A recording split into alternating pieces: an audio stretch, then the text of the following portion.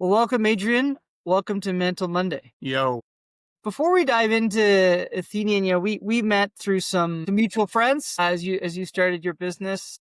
Peter Krisha being an old friend and very close friend and colleague of mine, and then turns out you've got some other connections that we'll go through in the process here. But small world, glad we got to connect. Yeah, I think we met at Bruce's Croxon's office, round 13.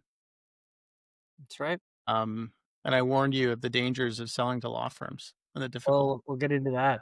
Before we dive into Athenian, though, I'd love to hear your story that led you here and what you're building now. Kind of, quick background for folks, and maybe even start with where you grew up, some schooling, and what got you into the law school. Right. Yeah, so I'm from the Toronto area, Greater Toronto area. I graduated undergrad in 2011, and the economy really sucked here. Like the best I could do was like part-time at Home Depot. It was really bad, like selling toilets and stuff. It's like bad. And so I thought, well, I'll go to law school and hopefully 3 years and more credentials um will improve options. So I did that. So I went to Western Law for 3 years. Um I graduated and decided to go to the Calgary to work at a law firm called McCarthy Tetro. Um, and at the time, so this was like when I took that job would have been like 2012, 2013. At the time, it was $130 oil. And it was like raining money in Calgary. And I figured I could, stand on a corner with a bucket and it would fill up with money. It's like that, like that's how I was thinking about that. As we were driving out there with my now wife, and I convinced her to quit her job uh, to move out there with me. The Saudis were like had decided they didn't like U.S. shale anymore and were flooding the market and brought the price down by like 80% in 6 months. And so we got out there and my wife didn't have a job, even though I'd promised her that there was like great economic prospects. And I went to work at a law firm, and it was a great time, but it was extremely slow. So we'd gone from like traded like one sort of like post '08 economic calamity for another one. So like that's how I got going in my professional career. Amazing. I think people, when they hear the price of oil, they see it on the news. It's there for a reason. It does drive a lot of the world's economy. A barrel of oil, which is kind of a nebulous thing for consumers to touch. Usually, it's at a pump or some kind of tank, right? Yeah. But it drives a lot of the economics, and I think people Yes. over time just really start to tune in, and especially now that we're going through a lot of the energy discussions, I think people are looking at it now in a bit more detail. Yes. Turns out we have a common friend. Was in your law school class. Quick shout out to Angela Cardo, and I think she was in your class. She was an intern with us at Extreme Labs. Spent her time between undergrad and law school there. Her name's now Angela Susak, and I think she also had a similar journey at a law firm and is on a path. So awesome. While you were practicing law at McCarthy Tetro, what was the moment you realized Athenian's the thing? Everybody goes through a bit of a journey here. I'd love to hear yours. So I was working on transactional work, right? So we were doing capital markets, work, debt, equity. No, not really any public stuff, mostly private stuff. And you get this sort of like view on how just the legal information, legal finance information that you're working with. And my observation was that customers, like we were working with small customers, but both sort of mid-market and enterprise customers, the information on their corporate structures was a disaster. It was a problem. Everything from sort of small problems to big problems, right? We had, one transaction where very significant tax reorganization where entities on the org chart that EY had done tax analysis on didn't actually exist. And like that was discovered at closing. And so like that, materially changed the tax analysis and we couldn't close. So, you have sort of like a front row seat to that, and you try to understand why, and you You see, spreadsheets and extremely old software. So that was sort of the opportunity I saw. And being a lawyer, especially a junior lawyer, right? Like, you're getting like kicked in the head at 4 o'clock in the morning a lot. And it's just not a great time. And, you have to really believe in the light at the end of the tunnel. Let me interject here because I think most people listening who've been through a transaction are just like, they're doing one of these where they're scratching their eye, putting their fist in their face. And for those who haven't been through a transaction, this is the best high class problem you can have, right? The Yeah. angles, the squares, the circles, the arrows, the co's, the acmes, like all of these things become super important. Yes. And if you don't have it right, it can be a very expensive mistake. Yeah. Yes. Very expensive mistake, especially when it comes to the tax treatment on that, because there's no time machine with the tax authorities. Once it's done, it's done. And they will tax you on that. Yeah, so maybe real quick for folks, like obviously doing the work, you had a real understanding of the tangible problem, you had confidence to go attack it Yes. and dedicate, your time, effort, and energy to it.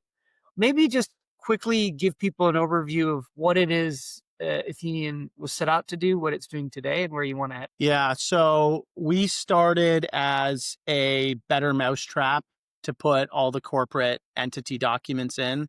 Our customers, at a minimum, have dozens of corporate entities, usually hundreds, thousands, or tens of thousands. And there's a significant amount of legal, tax, finance, compliance workflow on that. So we started the business as better mousetrap in the cloud, so it was accessible at home, right? So I mean, I'm like, when we got going, right, like cloud was like heretical. Like, only, and I mean, this was 17, 18, but you have to remember, when I was practicing in the law firm, there were still partners that were dictating, like they were like dictating emails on like a recording device and sending it to their secretary to be typed up, right? And so, like, a lot has changed in a decade. So cloud was a significant innovation for the legal market, even in 2017, 2018, when we started the business. So that's where we started. Where we are now is this concept of, system of action, right? Which is not new to us, but this concept of, system of action, where between,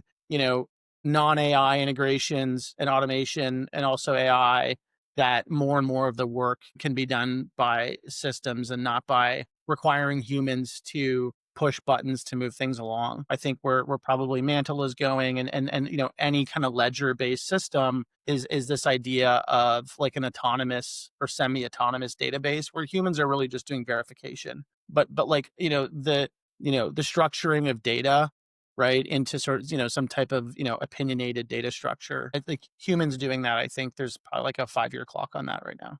I was going to get into this shortly, but let me dive in right now on some of the product stuff. We see this transition of activity in a custom piece of software that went from a PC to web to mobile, and a lot of these entities were lagging one or two generations of that arc. And especially with the ledger based, I have to have it correct work. We saw that, and we saw the breakout of that stuff probably over the last dozen years and decade, and more succinctly, probably in the last 7, 8. So this is that wave. I think your point on where it's headed in terms of making of the ledger versus checking of the ledger is really an important one.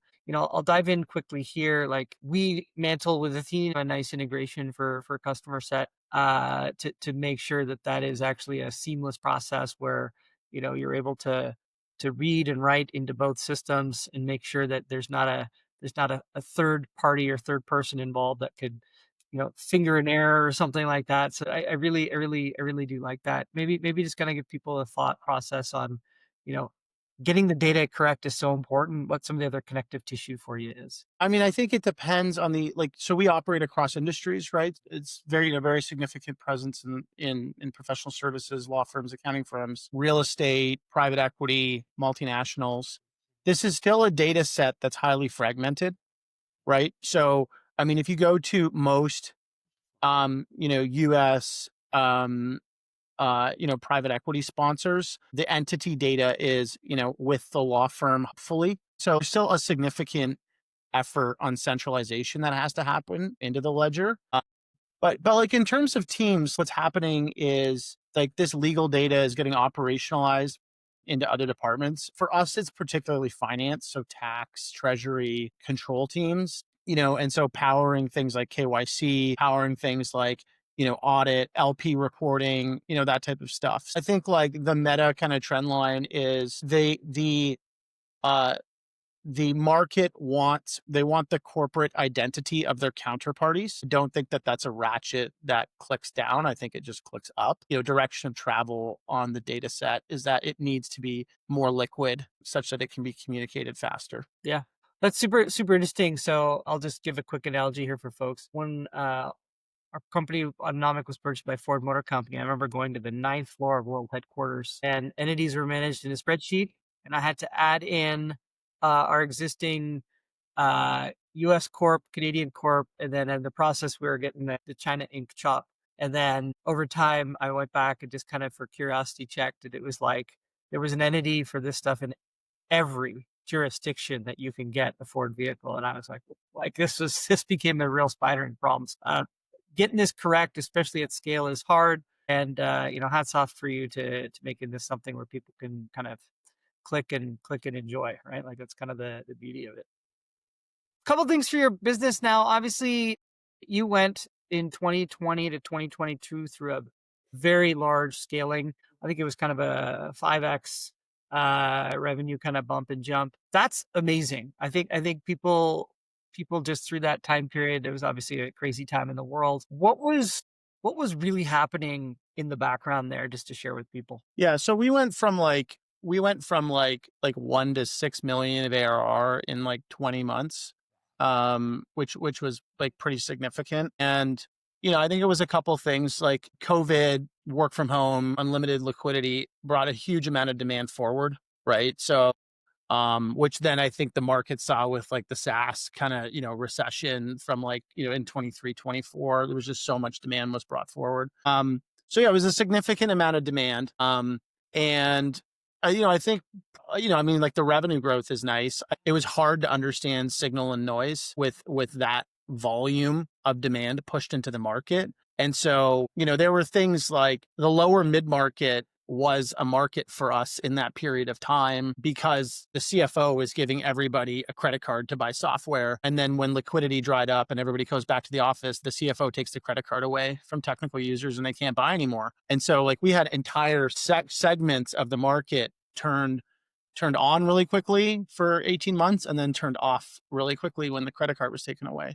So, you know, like a lot of companies died in that period of time because of that level of sort of volatility with the shape of demand that was changed with the level of intervention into the market. That was hard.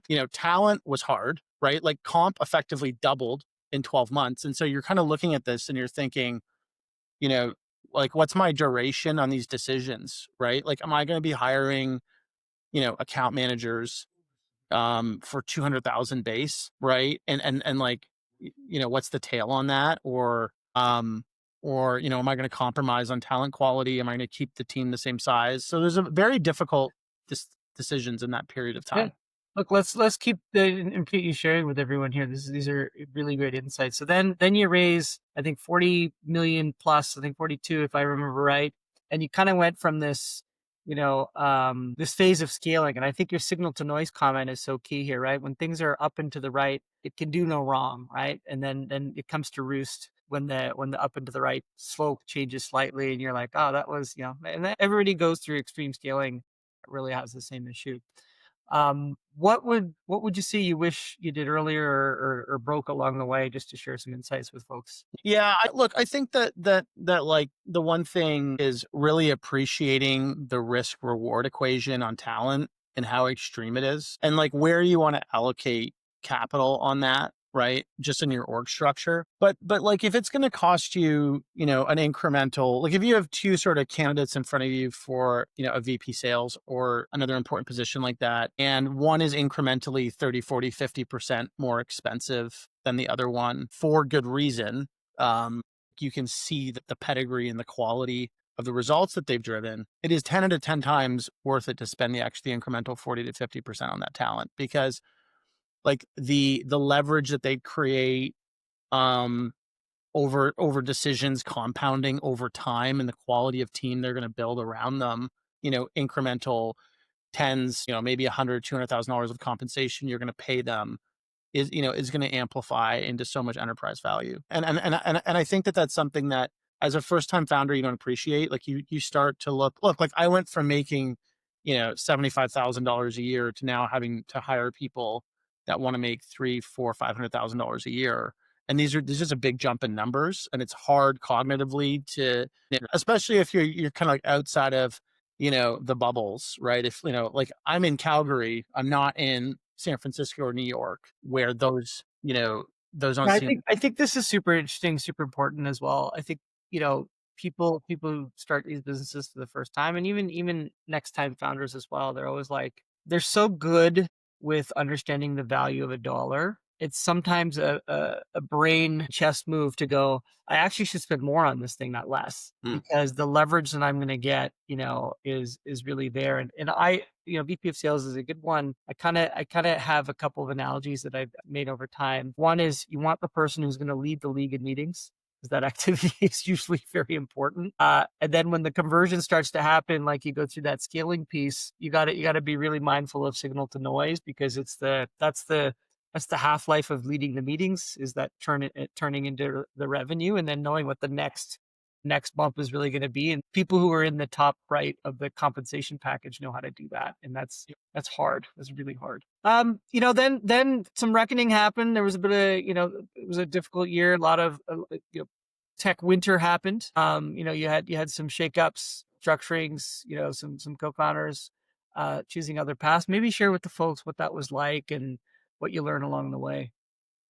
Yeah, like so liquidity, everybody goes back to the office. Rates, I forget how many hundreds of basis points got increased overnight. Russia invades Ukraine, interest rates spike, NASDAQ crashes, like all kind of happened in like one quarter, right? And so, demand just dries up. Whole segments of demand dry up, and it gets really hard. And fortunately, we had a significant amount of capital in the bank because we just closed our B. And it was like 2 weeks after we closed the B that all of that happened. Where so the timing couldn't have been better.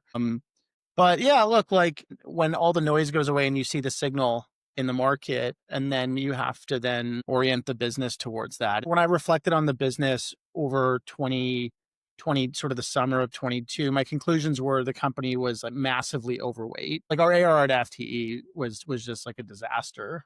And the company was also super woke. Like like the team cared about almost everything except making money.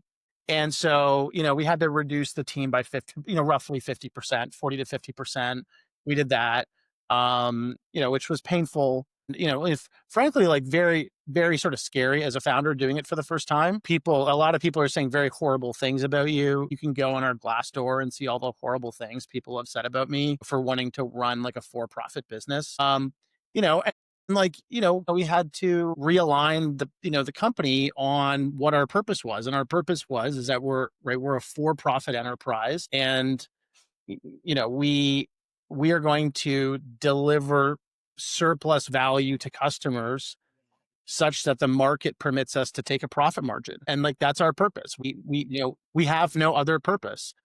You will benefit from that economically by working here, and you can take those economics and you can allocate that into whatever social cause that you please. And so that realignment was very difficult. Yeah. It had to be done. And what was interesting was I was so scared of the best people leaving, but it was actually the best people when I did do it came to me and they said, "Thank God you did this," because I was dying trying to pull the weight of three other people on my team that were focused on the wrong things. And so it ended up being the absolute best thing for the company. Productivity went through the roof. All the metrics improved. Um, It's a great learning for people, right? It's the depth that you gained as a founder and your broader team was probably, defining in life, right? To go through those glass door things is always tough, but you made the hard decision. And that's the hard thing about hard things. And then second is, you got back to the roots of what you were doing. And it turned out it was long overdue, and the good people were like, "Hey, hallelujah, let's go," right? Like, I Yeah, think that's a pretty much. really telling and important thing for people to hear. Mhm. Doesn't mean you were, doesn't mean you do it in a manner that's not, becoming and those types of things. So I think those were all there. And obviously, you talk about getting back to basics. You've got a pretty impressive board. I went and checked. It's actually pretty impressive. There's gender diversity on there of exactly half by chance, I would guess, but that was amazing. And those things all played out in the long run for you. How did you work with your board for this? Because you went through a lot of gut decisions here and a lot of listening to other folks, right? Maybe just give people some interest and understanding there. Yeah, my board actually coached me a lot. Again, sort of first time founder on on following my instincts more and being more decisive and being thoughtful but not overthinking on a lot of these decisions. And because a lot of these are very big decisions, right? Like when you're cutting your company by 50%, uh, uh, is a significant decision, and you can get yourself into being paralyzed on that analysis, and then it never gets done. And there's never a good time to do that, right? But you just have to do it. Um, so there was a lot of just like very helpful coaching on this is what it means to be a CEO. You are going to make these decisions that that are extremely unpopular. They're extremely uncomfortable, but they have to be made. And I think this is where founders and investors earn their privilege to get those behind the scenes referrals and comments that are glowing and candid. It is moments like this where it's like we had to go through a hard thing. There was good insight, support, debate, all of those things that you just kind of went through. And I think that's a really compelling thing. So you got to really think about who you're putting on your board, who your investors are. Yes. And it's sometimes tough when you're fundraising on that because you're like, oh, great, I have a deal. I want the money, but you can't forecast that this might be a scenario where you're working with that person in this capacity, right? Like that's kind of an interesting one. So appreciate you sharing that with folks. If you could go back to day one of Athenian, what advice would you give yourself? I think I would go back and like provide the roadmap on the stages, right? That like when you're early stage 0 to like a couple million of revenue, it's very much about technique.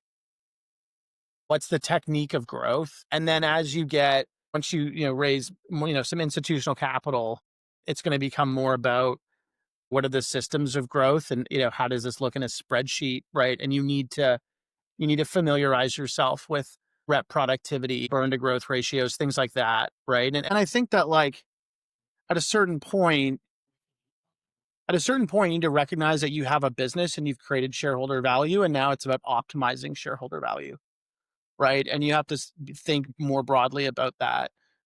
But it's blurry, right? The lines are super blurry when you're operating. Yeah. But I think more sort of like a little bit more instruction on like where those stages are and how you need to change how you think about the business and operate the business. Amazing. Maybe just a quick blurb. So you deal with professional corporate records, right? As an education, a career, a company now. You've dealt in cap tables before. What's the turning moment that got you to jump onto the cap table platform with Mantle? Um, when I gave you all of our legal docs and like you dropped them into Mantle, and then like 60 seconds later we had a cap table system that was updated. And that was 2 years ago, right? That was really early in this like AI cycle. So I think it was really just, like the vision that you had on the business, and like how effortless it should be, because a lot of these systems, they're only as like they're a cap table system, like a CRM or any other type of ledger system. The value of the system is directly indexed to the quality of the data. And the problem with cap table systems, the problem with entity management systems is you can let them decay and horrible things don't happen with the quality of the data. There's not that like, you know, it's not like a CRM where you have to close out, the book every month. or the board freaks out and the reporting breaks, you can let it decay.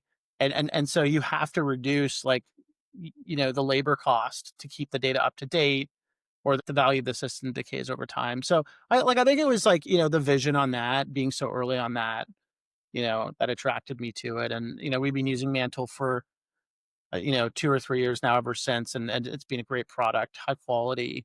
And the vision on intuitive, effortless, design has continued. So we're very happy. Well, thank you. Well, look, this is one last thing. It's been incredibly valuable for us to get a chance to get insights to you, the business at Athenian. Before we wrap, quick fact about yourself, and then where can people find you? Quick fact about me. I'm into a one of my hobbies is called zone pushing, which is bringing, like, with climate change happening and our climate changing, there's sort of a community of what are called zone pushers that are bringing plants up, like, from a latitude perspective, and having and seeing if they grow here. And so I have like palm trees in my backyard and stuff like that that are actually our winters have warmed enough that like certain marginal varieties of exotic trees will grow here, without any winter protection. So that's like a fun fact about me. And you can find me on LinkedIn. I usually respond to LinkedIn. Well, awesome. Appreciate everything here, and thank you. Awesome. Thanks.